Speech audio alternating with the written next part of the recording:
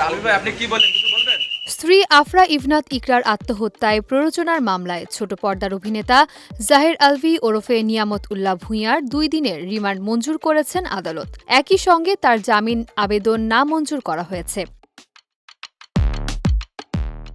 ২৪ June ঢাকার metropolitan magistrate Al-Biruni Mir এ আদেশ দেন। আদালত সূত্রে জানা যায়, কারাগার থেকে জাহির আলভীকে আদালতে হাজির করা হলে মামলার তদন্ত কর্মকর্তা ডিবির মিরপুর জোনাল টিমের ইন্সপেক্টর আব্দুল মালেক তাকে জিজ্ঞাসাবাদের জন্য ১০ দিনের রিমান্ড আবেদন করেন। শুনানি শেষে আদালত ২ দিনের রিমান্ড মঞ্জুর করেন।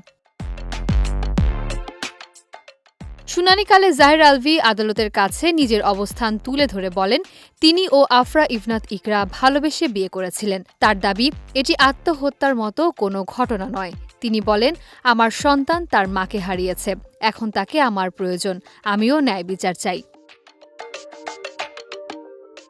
মামলার এজাহার সূত্রে জানা যায়, ২৮ ফেব্রুয়ারি রাজধানীর মিরপুর ডিওএইচএস এলাকার একটি বাসা থেকে আফরা ইভনাত ইকরার ঝুলন্ত মরদেহ উদ্ধার করা হয়।